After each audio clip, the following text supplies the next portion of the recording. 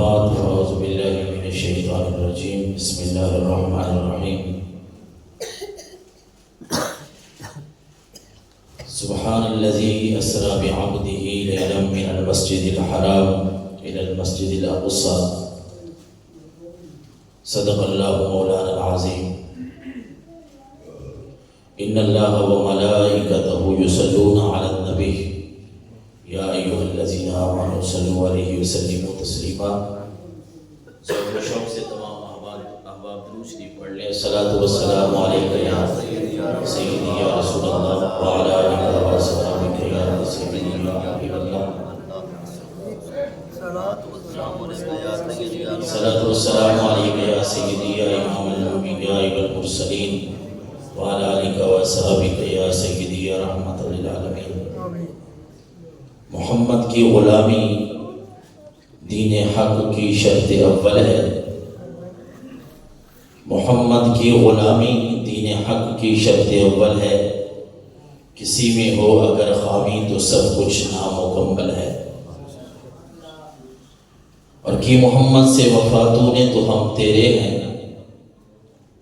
یہ جہاں چیز ہے کیا لوح و قلم تیرے ہیں۔ سامعین ذی احتشام، آج کی یہ بابرکت اور پررونق محفل معراج النبی صلی اللہ علیہ وسلم کے حوالے سے ہے۔ ہمارے نبی صلی اللہ علیہ وسلم کو اللہ تبارک و تعالی نے جو معجزات عطا فرمائے ہیں نا، ان کو ہم گن نہیں سکتے، بلکہ حضرت سیدنا عیسیٰ علیہ السلام کے بارے میں حضرت موسیٰ و دیگر انبیاء کرام کی بات کریں تو کسی نبی کے پاس 10 ہیں، 5 ہیں، 2 ہیں، 1 معجزہ ہے، لیکن ہمارے نبی کو اللہ نے یہ شان عطا فرمائی کہ آپ سراپا معجزہ بن کے آئے۔ سراپا معجزے کا مطلب یہ ہے، فارسی کا لفظ ہے، میں اس کی وضاحت کر دوں۔ یہ سر سے لے کر پاؤں تک اللہ نے اپنے نبی کو یہ شان عطا فرمائی ہے کہ سر سے لے کر، سر کے بالوں سے لے کر پاؤں کے ناخنوں تک جس چیز پہ آپ غور کرتے جائیں گے اللہ کے نبی کا معجزہ آپ کو نظر آتا ہے۔ میں اس نبی کے معجزے کی بات کر رہا ہوں۔ آپ نے سنا ہوگا، آپ نے دیکھا ہوگا، پانی نکلتا ہے، کنویں ہیں، چشمے ہیں، آبشاریں ہیں، نہریں ہیں، دریا ہیں، سمندر ہیں۔ میں اس نبی کے معجزے کی بات کر رہا ہوں۔ میرے نبی کو رب نے وہ معجزے عطا فرمائے ہیں کہ یہاں اگر آپ عقل کے گھوڑے دوڑائیں گے کبھی بھی کامیاب نہیں ہوں گے۔ آبشاروں کا پانی آپ نے دیکھا، چشموں کا پانی آپ نے دیکھا، زمین سے نکلتا ہوا پانی بھی آپ نے دیکھا، لیکن میرے آقا کی یہ شان ہے کہ آپ اگر چھوٹے سے برتن میں جہاں تھوڑا سا پانی ہو وہاں آپ ہاتھ کیا رکھتے ہیں کہ 5 انگلیوں سے پانی جاری ہو جاتا۔ خیر آپ کے بہت سارے معجزات ہیں، یعنی آپ شمار ان کو نہیں کر سکتے۔ تو آج کا جو معجزہ ہے نا، ہمیں اس بات پہ خیر آپ کو لوگ، میں اس دن بھی شاید جمعے پہ کہہ رہا تھا کہ کہتے ہیں بھائی 27 رجب کی رات نہیں تھی، لیکن تاریخ جو بھی ہو، رمضان المبارک کے مہینے کی کوئی رات ہو کہ اللہ اپنے نبی کو عرشوں کی سیر اللہ نے کروائی، ربیع الاول کا مہینہ ہو، پھر آپ کی عمر کے حوالے سے کچھ باتیں مورخین نے لکھی ہیں کہ ہجرت سے پہلے 5 سال، کسی نے 2 سال، کسی نے، یعنی آپ مکہ مکرمہ میں تھے تو 1 سال پہلے اللہ نے یہ آپ کو عرشوں کی سیر کروائی، کسی نے 2 سال۔ میں نے کہا بھائی جان یہ باتیں ساری ٹھیک ہیں، جب رب نے قرآن میں فرما دیا، نبی نے اپنے فرمان میں فرما دیا، تاریخ کوئی بھی ہو، ہمارا مقصد اور مدعا یہ ہے کہ ہم مل بیٹھ کے آقا کریم علیہ السلام کے اوصاف کو بیان کریں۔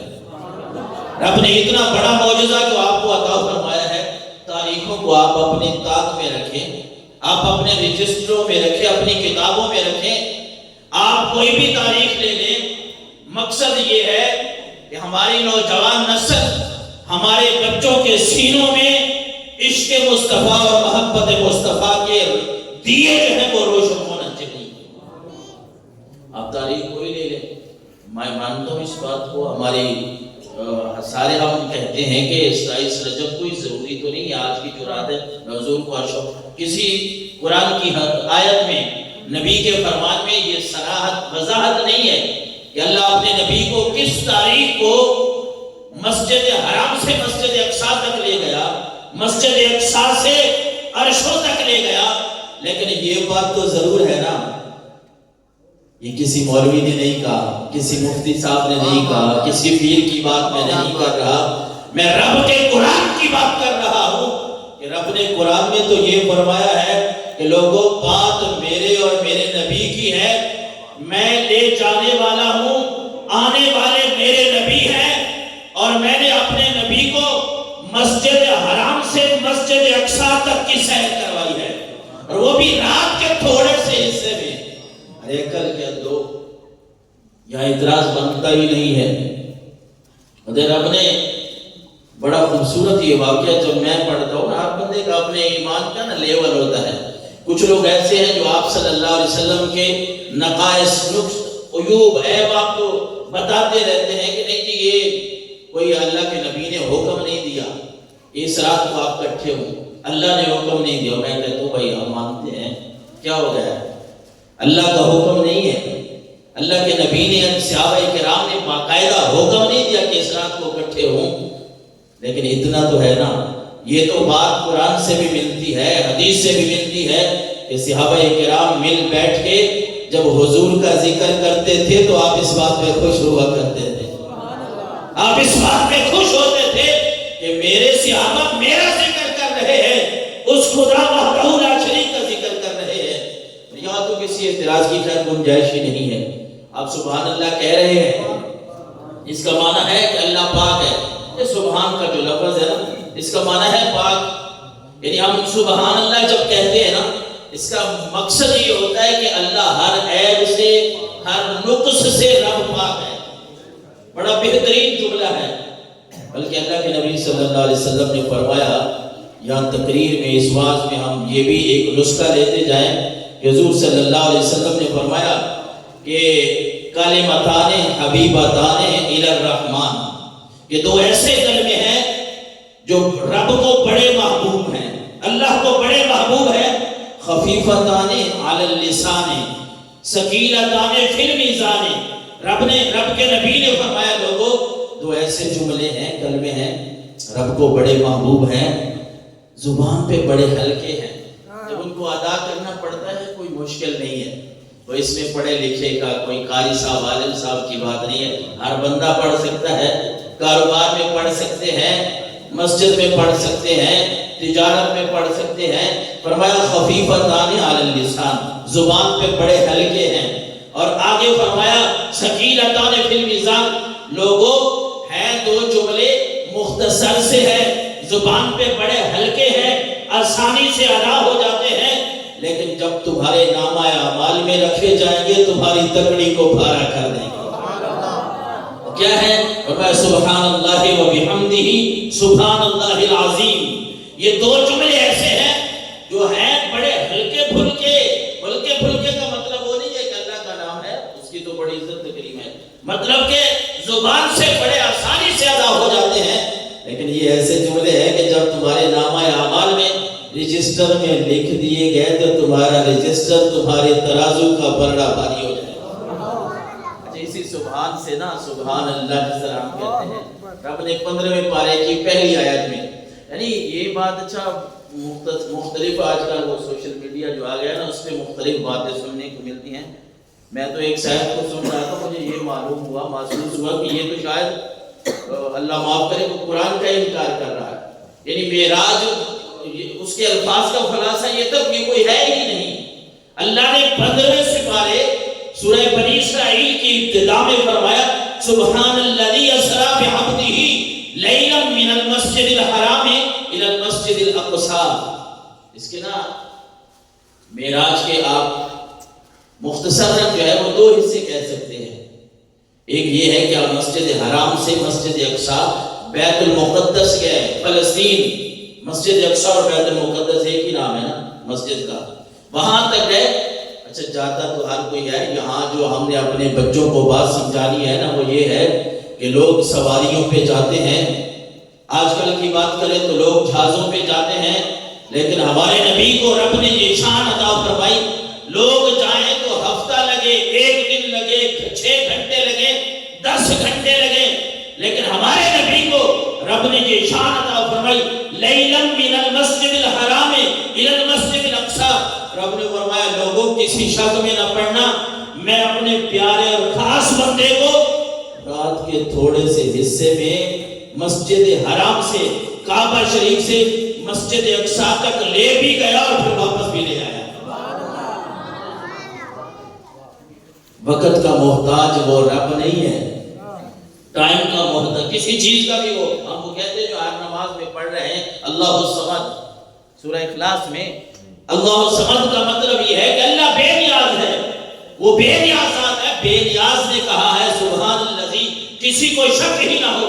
لوگوں میرے نبی نے یہ نہیں فرمایا, میرے نبی نے یہ نہیں کہا کہ میں گیا تھا مسجد حرم سے مسجد اقصی تک, مسجد اقصی سے عرشوں پر. میرے نبی نے نہیں فرمایا, بلکہ رب نے خود فرمایا. رب کو پتا تھا بہت سے لوگ بھی آئیں گے, رب کو تو علم ہے بہت سے لوگ آئیں گے کافروں کے علاوہ بھی. ایمان ان کا تذبذب کا شکار ہوگا, ڈاما ڈول ہوں گے. اور آپ کو یہ بھی پتہ ہونا چاہیے ایمان تو بات اسی نام کا ہے جو اللہ نے فرما دیا, اللہ کے نبی نے فرما دیا. بابا تجھے سمجھ آئے یا نہ آئے ماننا پڑے گا, تب تو مسلمان رہے گا. اگر تو اپنے عقل کے گھوڑے پہ سوار ہو جائے اور کہے یہ کیسے یہ کیوں, اسی طرح کے جو کچے مسلمان تھے نا ایمان والے, وہ یہی ہوا تھا. صبح آپ صلی اللہ علیہ وسلم نے یہ بات بتائی, انہوں نے کہا لو یہ کیسے ہو سکتا ہے, مسجد حرام سے مسجد اقصی 1 مہینے کا فاصلہ ہے. اس وقت جو سواریاں استعمال ہوتی تھی نا تقریباً, جو گھوڑا کہیں یا اونٹ کہیں جس پہ ایک سوار مسجد حرام سے کعبہ شریف سے مسجد اقصی تک جائے 1 مہینہ تقریباً کو لگتا تھا. اور اللہ کے نبی کا بھی اچھا گیا کہ نہیں. مزے کی بات یہ ہے مسجد اقصی بیت المقدس آپ اس سے پہلے کبھی نہیں گئے تھے, اور عمر کا اگر آپ کا تقریباً آپ کے اس وقت عمر 50 سال کے قریب یا اس سے 1-2 سال جو مورخین نے لکھے وہ آگے پیچھے تھی, اور آپ مسجد اقصی نہیں گئے تھے. یہی تو کافروں نے کہا تھا جب آپ نے کہا کہ میں مسجد حرام سے مسجد اقصی گیا. حدیث رسول میں یہ بات ملتی ہے, کافروں نے کہا اچھا آپ اگر بیت المقدس گئے ہیں تو ہم جاتے رہتے ہیں تجارت کے لیے. کسی کے ذہن میں یہ سوال آیا کافر کے ذہن میں کہ ہم جاتے رہتے ہیں اس علاقے کو کوئی نشانی ہی پوچھ لیں. کہتے ہیں اگر آپ بیت المقدس کہتے ہیں تو کوئی نشانی بتائیں. اللہ کے نبی فرماتے ہیں میں کعبہ شریف کے قریب ہی بیٹھا تھا جب کافروں نے مجھ سے یہ بات پوچھی بیت المقدس کی نشانیاں بتائے. میں نے رب کے سامنے التجا کی, دل میں سوچا یا اللہ میں تو وہاں سیر کے لیے آیا تھا, تیرے حکم کا پابند تھا, تیری اجازت سے آیا تھا. میں نے کھڑکیاں نہیں گنی, میں نے دروازے نہیں گنے, لیکن یہ کافر پوچھ رہے ہیں. اللہ کے نبی فرماتے ہیں میں نے جو ہی اس طرح سوچا کافروں نے سوال کیا, اللہ تبارک و تعالی نے بیت المقدس اس مسجد اقصی کو میرے سامنے فرما دیا. اب کافر پوچھتے جا رہے ہیں, اللہ کے نبی بتاتے جا رہے ہیں مسجد اقصی کے اتنے دروازے ہیں, کھڑکیاں اتنی ہیں, فلاں چیز اتنی ہیں. ارے آج ہم اس اللہ کے نبی کے معجزے کی بات کر رہے ہیں کہ کافروں اتنے تک نہیں. آپ کتابیں پڑھیں تو صحیح نا, آپ کسی سے سنیں تو صحیح. آپ جو ساری زندگی توحید کے آڑے میں توحید بیان, ہم توحید نہیں مانتے, ہم اللہ کو ایک مانتے ہیں. کون کہتا ہے ہم اللہ کو ایک نہیں, ہم اللہ کی عبادت کرنے والے بھائی. اللہ کے سوا کسی کو ہم عبادت کے لائق ہی نہیں سمجھتے. بلکہ اسی آیت میں جو رب نے فرمایا سبحان الذی اسری بعبدہ, یہ نہیں فرمایا میں اپنے نبی کو لے گیا, کیونکہ حضرت عیسیٰ کو لوگ اللہ کا بیٹا مانتے ہیں. ان کی شانیں دیکھ کے نا اس میں لوگوں نے غلو کیا, مبالغہ کیا. حضرت عیسیٰ کی شان کو دیکھ کے بغیر باپ کے اللہ نے پیدا کیا. حضرت لوگوں نے جب دیکھا نا تو عیسائی وہ مختلف گروہ بن گئے. کسی نے کہا کہ یہ اللہ کے بیٹے ہیں نعوذ باللہ, کسی نے کہا یہ خود خدا ہے, کوئی کہتا ہے خدا تین ہے. تو اللہ نے جب ہمارے نبی صلی اللہ علیہ وسلم کو یہ معجزہ عطا فرمایا نا, میں سوچ رہا تھا یہاں رب نے یہ نہیں فرمایا میں اپنے نبی کو لے گیا, یہ نہیں فرمایا میں اپنے رسول کو لے گیا, یہ نہیں فرمایا میں اپنے کسی معزز پیغمبر کو لے گیا, تاکہ لوگوں کے ذہن میں یہ بات اپنی جگہ پہ رہے کہ اللہ وحدہ لا شریک ہے, وہ کسی کا محتاج نہیں, اس کے برابر کوئی نہیں, اس کا شریک کوئی نہیں. اس لیے اللہ نے جملے ہی ایسے استعمال کیے بعبدہ, لوگوں ہے میرے بندے لیکن ہے بڑے پیارے, اس لیے میں اپنے بندے کو سیر کروانے کے لیے لے گیا. عبد کا لفظ رب نے بولا بندے کا, تاکہ قیامت تو آ جائے لیکن کوئی یہ نہ کہہ سکے کہ یہ کوئی شرک والی بات ہے, بلکہ رب نے فرمایا میں اپنے پیارے بندے کو یہاں مسجد حرام سے مسجد اقصی تک اور پھر عرشوں کی سیر میں نے کروائی. اور پھر ہمارے آقا و مولا صلی اللہ علیہ وسلم کو رب نے جو یہ شان عطا فرمائی ہے نا, یہ معراج کا جو واقعہ آپ صلی اللہ علیہ وسلم کو عطا فرمایا نا, یہ ہے محبت کی باتیں. میں وہی عرض کر رہا تھا نا کہ آپ کہیں بھائی ہم توحید کی باتیں کرتے ہیں اور توحید کے آڑے میں آپ نبوت اور رسالت آپ صلی اللہ علیہ وسلم کے لوگ سے نکالیں, تو یہ بات تو نہیں ہے. ادھر بھی میں بات کروں گا, اپنے بھی یہ بات بھی نہیں ہے کہ آپ اللہ اور اس کے رسول کی محبت میں کوئی ایسا خلق کریں کہ جو شرک تک پہنچ جائے. ہمارے لیے بھی یہ نصیحت کی بات ہے, میں ان کی بات صرف نہیں کر رہا, میں اپنی بھی کر رہا ہوں کہ ایسا خلق کسی اللہ کے نیک بندے کسی پیر صاحب کا ہم ایسا نہ کریں کہ جس میں کسی شرک کا کوئی شائبہ ہو.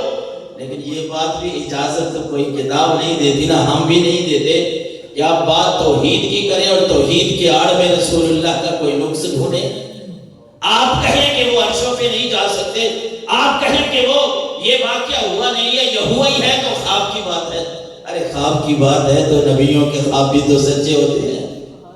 یہ تو ہم تو عقیدہ اور ایمان رکھتے ہیں, کیونکہ ہم یہ نہیں کہتے کہ اللہ کے نبی خود گئے, میں بار بار کہہ رہا ہوں, ہم تو کہتے ہیں اللہ جو لے گئے بین اللہ علی کل شیء قدیر, جو رب ساری کائنات پہ قدرت رکھتا ہے.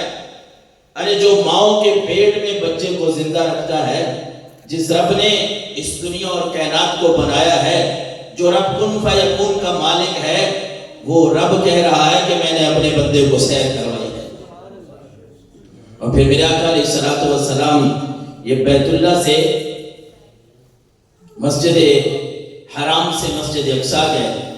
یہ نا بڑی باریکیوں والی باتیں ہیں, بڑی باریکیوں والی, اور ہے صرف محبت والی باتیں, اور یہ کوئی قصے کہانیاں بھی نہیں ہیں.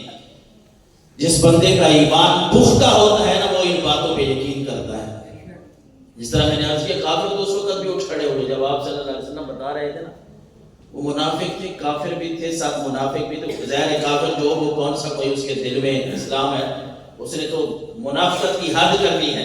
اسی وقت اٹھ کھڑے ہوئے, ایک دوسرے کو اشارے کر رہے تھے کہ لو جی آج ابو بکر کو ناپسند ساز ہے کہ حضور یہاں یہ اپنا واقعہ سنا رہے ہیں, اور کافر ایک دوسرے کو آنکھوں کے اشارے کر رہے ہیں کہ لو ابو بکر یہاں نہیں بیٹھے, چلتے ہیں ابو بکر کو جا کے پھنسا دیں, جو ہر وقت اپنے نبی کی باتیں کرتا رہتا ہے. آج جب ہم کہیں گے کہ تیرا نبی یہ کہہ رہا ہے کہ میں مسجد حرام سے مسجد اقصی گیا, عرشوں پہ بھی مجھے رب نے بلا لیا, اور رات کے تھوڑے سے حصے میں, اس کو آپ منٹ نہیں کہہ سکتے, سیکنڈ نہیں کہہ سکتے, کوئی اس کو آپ ٹائم میں نہیں لا سکتے, ابو بکر تو پھنس جائے گا.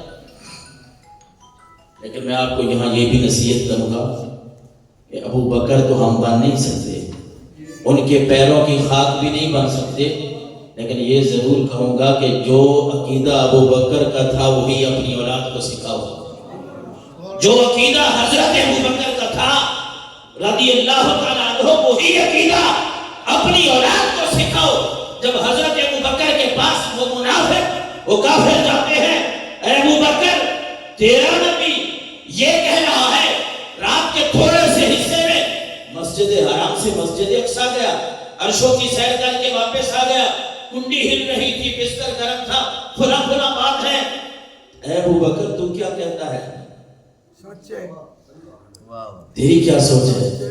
ابو بکر نے یہ نہیں کہا کہ یار جاؤں گا, جا کے اپنے نبی سے پوچھوں گا, تصدیق کروں گا، پھر آپ کو بتاؤں گا، پھر تمہارے سامنے میں ابو بکر بیان کروں گا۔ نہیں، بلکہ ابو بکر نے ایک ہی جملہ بولا، کہا اے کافرو، اے آنے والو، مجھے یہ بتاؤ کہ کیا یہ میرے نبی نے فرمایا ہے؟ میرے نبی نے فرمایا ہے؟ کہتے ہیں ہاں تیرا نبی ابو بکر یہ کہہ رہا ہے۔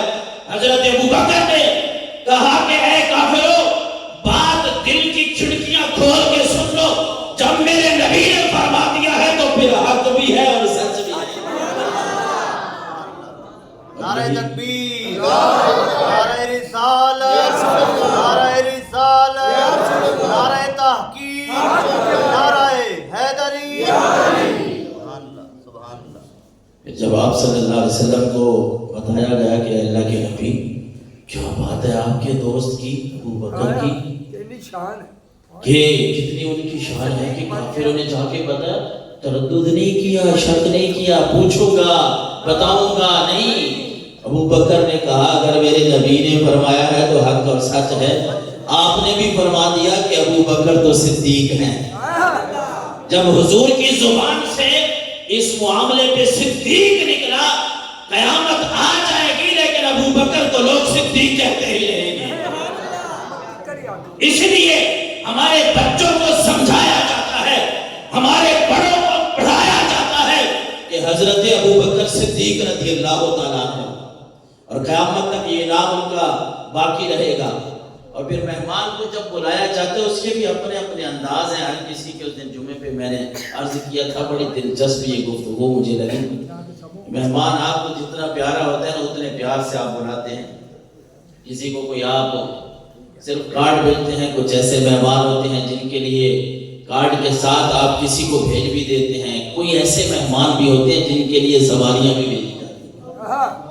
یہاں مہمان ہیں سرکار دو عالم، اور وہ مہمان ہے جو ساری کائنات کے لیے رحمت ہے۔ اور بلانے والی ذات کون سی ہے؟ اللہ رب العالمین کی۔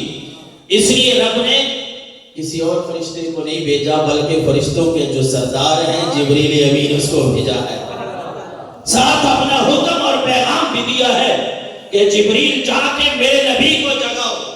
اور میں اچھا ایک روایت یہ بھی پڑھ رہا تھا کہ جبریل نے آپ کو 3 دفعہ جگایا، حالانکہ پہلی دفعہ ہی جگانے سے بندہ جاگ جاتا ہے، لیکن یہ راز و نیاز کی بات ہے نا، محبت والی بات ہے۔ پتہ نہیں جبریل امین نے آپ کو کیسے جگایا ہو سکتا ہے وہ آپ کے پاؤں کے بوسے لیتا رہا ہو سکتا ہے جبریل امین آپ کے سر کی طرف گیا ہو، کیونکہ یہ مقام ہے آدم کا۔ ہو سکتا ہے جبریل سوچتا رہا ہو کہ اللہ کے نبی کو جگاؤں تو جگاؤں کیسے، کہیں کوئی بیادبی نہ ہو جائے، کہیں کوئی ایسی بات نہ نکل جائے کہ اللہ کے نبی کے دل پہ وہ گرام گزرے، وہ بھاری گزرے۔ جبریل جگانے والے، اللہ کا پیغام لے کر آنے والے، اور صرف کلہ جبریل نہیں آیا، رب نے سواری کا انتظام بھی کر کے بھیجا ہے کہ جبریل یہ براق لے جاؤ، میرے نبی کو اس براق پہ لے کے آؤ۔ اور پھر وہ نبی جب اس براق پہ سوار ہوتا ہے اور وہ مسجد حرام سے مسجد اقصی کی طرف جاتا ہے، یہاں آپ کی عقل دنگ ہے، یہاں آپ نہیں سوچ سکتے، آگے نہیں جا سکتے۔ یہاں کہ اللہ کے نبی اس براق پہ، ایک طرف براق کی اگر بات کریں تو مفسرین محدثین نے لکھا ہے کہ براق کی رفتار وہ اس کو بھی آپ اندازہ نہیں لگا سکتے اس کی کتنی رفتار ہے، لیکن نبیوں کے جو معاملات ہیں نا وہ ہماری طرح نہیں ہے۔ تو اور میں مر جاؤں، ہو سکتا ہے ہڈیاں ہو جائیں، گل جائیں، سڑ جائیں، قبر کھا جائے، لیکن اللہ کے نبی نے فرمایا کہ نبیوں کے اجسام ہیں، اجساد ہیں، نبیوں کے جو جسم ہوتے ہیں وہ قبروں میں سے ہی سلامت رہتے ہیں۔ اللہ نے مٹی کے اوپر حرام کیا ہے کہ وہ کسی نبی کے جسم کو کھائے، اس کو گزند پہنچائے۔ اسی لیے تو میرے آقا نے فرمایا، میں کہہ رہا تھا نا بھائی، بار بار ایک جملہ میرے ذہن میں آتا ہے، بھائی عقل کو چھوڑ دینا کریں یہ باتیں۔ اچھا یہ صحیح ہے، جسے اس میں کوئی کسی فرقے مسلک والی بات نہیں ہے، جس کو بھی کہیں گے وہ مانے گا۔ یہ کیسی اللہ نے شان ادا فرمائی ہے کہ ایک طرف مسجد حرام سے مسجد اقصی جا رہے ہیں، لیکن راستے میں اللہ کے نبی نے فرمایا میں نے حضرت موسیٰ کو دیکھا وہ قبر میں کھڑے ہو کے نماز پڑھ رہے تھے. چھوٹی سی بات سواری ہے موٹر سائیکل اس پہ بندہ بیٹھ جائے تو موٹر سائیکل کو ہی آپ لے لیں. مولوی صاحب نے ادھر ادھر دیکھا نہیں کہ کاندھی کی وجہ نہیں. چھوٹی سی سواری ہے موٹر سائیکل, اسی کو بھی آپ توجہ سے چلائیں گے چاہے جتنے بھی آپ کے ڈرائیور ہیں. لیکن یہ نبیوں کی شان ہے اور دینے والی ذات رب کی ہے. کوئی نبی بھی ہم یہ نہیں کہتے ہمارے نبی صلی اللہ علیہ وسلم کی بات ہو, کسی نبی کی بات ہو, ہم یہ نہیں کہتے کہ نبی اپنی طاقت سے یہ کرتے ہیں.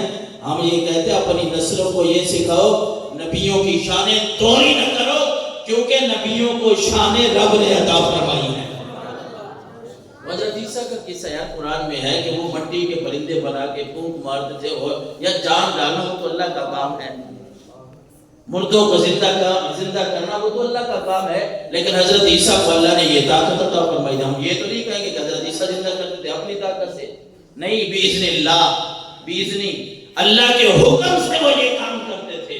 اس لیے یہ کوئی بعید نہیں ہے, کوئی دوری والی بات نہیں ہے کہ ہمارے آقا مولا صلی اللہ علیہ وسلم کو رب نے مسجد حرام سے مسجد اقصی کر اور پھر عرشوں کی سیر کروائی. اور یہاں حضرت موسیٰ علیہ السلام قبر میں ہیں, اور جب چھٹے آسمان پہ اللہ کے نبی پہنچتے ہیں تو موسیٰ وہاں بھی موجود ہے. یہ بھی آپ کو حدیث میں ملے گا. حضرت موسیٰ جہاں تو قبر میں اللہ کے نبی فرما رہے ہیں وہ قائم یصلی فی قبری, اپنی قبر میں کھڑے ہو کے نماز پڑھ رہے ہیں. اور آگے آپ جاتے ہیں نا تو یہ بات بھی آپ کو ملتی ہے حدیثوں میں کہ اللہ کے نبی جب چھٹے آسمان پہ گئے نا تو حضرت موسیٰ وہاں بھی موجود تھے اللہ کے نبی کا استقبال کرنے کے لیے. اور مسجد اقصی میں جب میرے آقا مولا صلی اللہ علیہ وسلم پہنچے ہیں تو یہ بھی رب نے مہر لگوا دی, قیامت تک آنے والے انسانوں کو بتا دیا کہ میں نے اس نبی کو بھیجا آخر میں ہے, لیکن سب سے معزز اور محترم یہ میرے نبی میرے حبیب ہی ہیں کہ جب مسجد اقصی میں پہنچتے ہیں وہاں نبی استقبال بھی کرتے ہیں اور مصلی امامت میں میرے آقا کو کھڑا کرتے ہیں. اور امام بصیری نے لکھا نا مقدمت جمیع الانبیاء بها والرسل تقدیم مخدوم علی خدم, سارے نبیوں نے میرے آقا کے سامنے یہ عرض کی ہوگی کہ اے اللہ کے نبی اے حبیب, شانیں تو ہماری بھی بلند ہیں لیکن ہم خادم ہیں, آپ مخدوم ہیں, آپ آگے ہو کے مصلی کے اوپر ہمیں نماز پڑھائیں. اور پھر حضرت موسیٰ علیہ السلام ایک بڑا دلچسپ نکتہ میں ایک کتاب میں پڑھ رہا تھا کہ حضرت موسیٰ علیہ السلام کو نا اچھا دو باتیں ہوتی ہیں. ایک یہ ہوتا ہے کہ وہی کہہ رہا ہوں کہ آپ دوسری طرف بات کو لے جائیں. ہمارے آقا مولا صلی اللہ علیہ وسلم نا بس ٹائم بھی بہت ہو گیا, آخری باتیں ہیں کہ ہمیں نا ہمارے آقا کو 50 نمازیں ملی, 50. اب دینے والی ذات کون سی ہے؟ اللہ تعالیٰ کی 50 نمازیں, لینے والے محمد الرسول اللہ ہیں. اور 50 نمازیں وہ آپ صلی اللہ علیہ وسلم لے کے حضرت موسیٰ کے پاس آتے ہیں.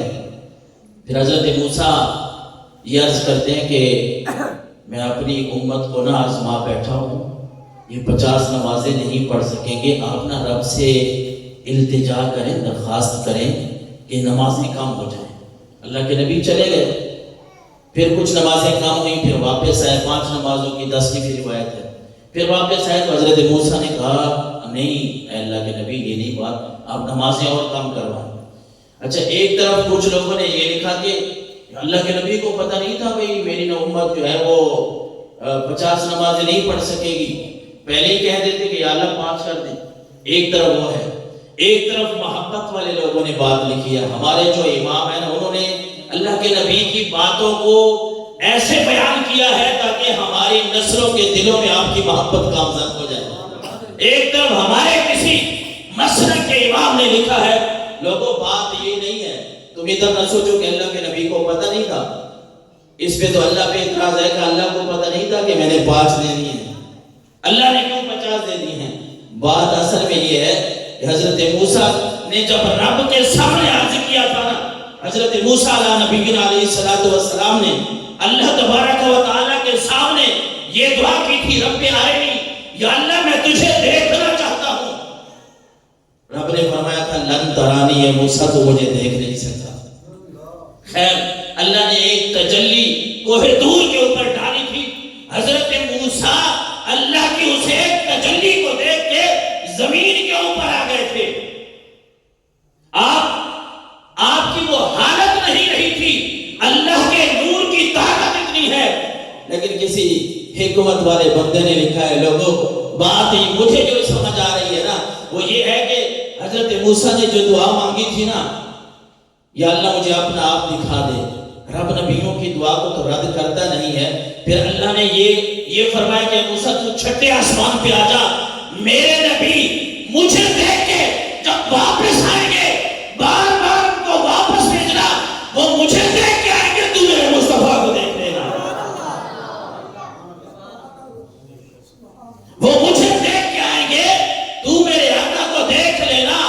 تیری وہ دعا بھی قبول ہو جائے گی, میرے مصطفیٰ کا دیدار بھی بار بار ہو جائے گا. تو جو 50 نمازیں ملی ان میں سے 5 رہ گئیں.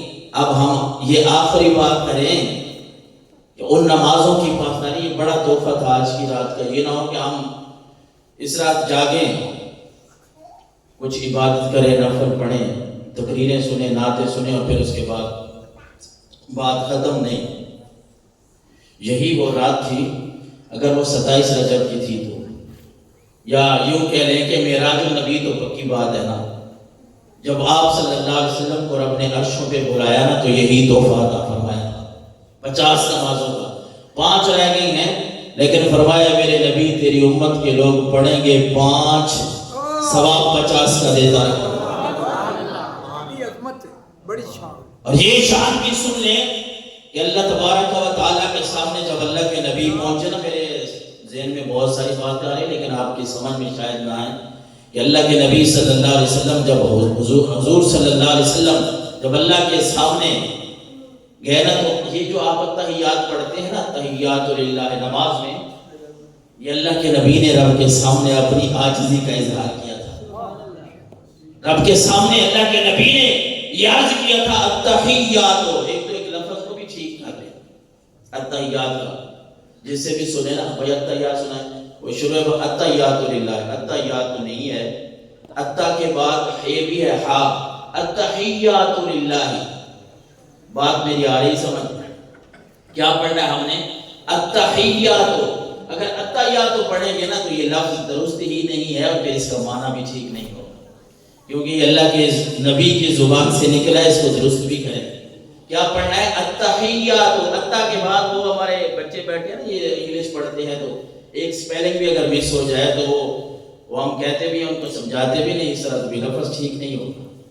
لفظ پورا نہیں ہے تو معنی بھی پورا نہیں ہوگا. تو اسی طرح یہ لفظ ہے التحیات. الف اور تا کے بعد ہے ہا, اور ہا کو پھر آگے یا کے ساتھ ملانا ہے. التحیات للہ والصلوات والطیبات. اللہ کے سامنے اللہ کے نبی نے عرض کیا التحیات للہ والصلوات والطیبات. یا اللہ جتنی بھی میری قولی بدنی اور مالی عبادتیں ہیں نا وہ ساری کی ساری تیرے لیے ہیں. میں زبان سے کوئی عبادت کروں, میرا جسم اس عبادت میں استعمال ہو, میرا مال میرا دولت اگر عبادت میں استعمال ہو, اے اللہ عبادتیں ساری کی ساری تیرے لیے ہیں.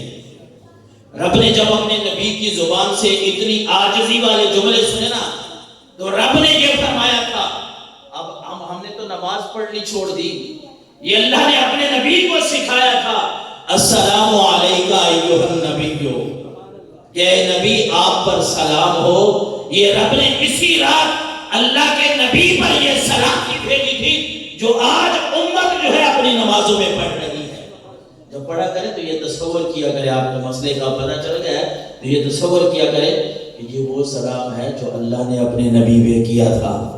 میں نماز پڑھ رہا ہوں تو یہ تصور کریں, یہ ذہن میں یہ بات لائیں کہ السلام علیکہ ایھا النبی جو میں پڑھ رہا ہوں یہ وہ جملے ہیں جو رب نے اپنے نبی کے لیے فرمائے تھے. اگلی بھی خوشی کی بات ہے کہ اللہ کے نبی نے ہمیں کسی جگہ پہ بھی محروم نہیں رکھا. اللہ نے تو اپنے نبی کو سلام کیا السلام علیکہ ایھا النبی. اللہ کے نبی نے ہمیں یاد کیا السلام علینا وعلی عباد اللہ الصالحین. اللہ کے نبی نے یہ آگے عرض کیا کہ یا اللہ السلام علینا وعلی عباد اللہ الصالحین، کہ ہم پر بھی سلام ہو اور اللہ کے نیک بندوں پر بھی سلام ہو۔ اپنی امت کو بھی اس سلام میں اللہ کے نبی نے شامل فرمایا، السلام علینا، ہم پر بھی سلام ہو، وعلی عباد اللہ الصالحین، اللہ کے جتنے بھی نیک بندے ہیں ان تمام پر سلام ہو۔ یہ وہ نماز ہے جو اللہ کے نبی صلی اللہ علیہ وسلم کو اس رات تحفے میں ملی، اور یہ تحفہ پھر ہم تک آیا۔ ہم کوشش کریں، کوشش کیا کریں بلکہ ضروری ہے، فرض جو ہے اس نماز کی پابندی کریں۔ جو اللہ کے نبی صلی اللہ علیہ وسلم کو یہ تحفہ ملا اس کی پابندی کریں، جھوٹ سے بچ جائیں، غیبت سے بچ جائیں، اپنے دلوں کو صاف کریں۔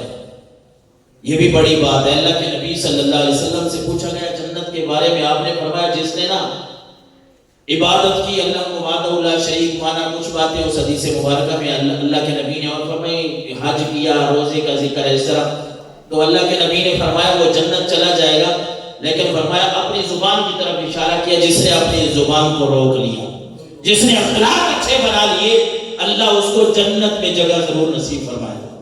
اس لیے اپنے آپ کو تبدیل کرنے کی ہم کوشش کریں، اپنی 5 نمازیں پوری کریں، اس کے علاوہ جو ہمارے فرائض ہیں، واجبات ہیں، زکوٰۃ اگر ہمارے اوپر فرض ہے، آگے روزے آ رہے ہیں، اس کی تیاری کریں، تو انشاءاللہ ہم اللہ سے یقین رکھتے ہیں کہ اللہ تعالیٰ اگر ہمارے یہ چیزیں پوری ہو گئی نا، اگلا کام تو اس کا ہے بخشنا۔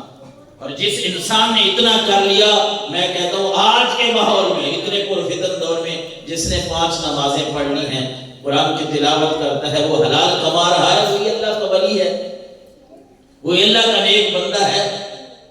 تو اپنی ان باتوں کو ٹھیک کریں اور اللہ تعالیٰ سے دعا کرتے رہا کریں کہ اللہ تعالیٰ ہمیں ہدایت کے راستے پہ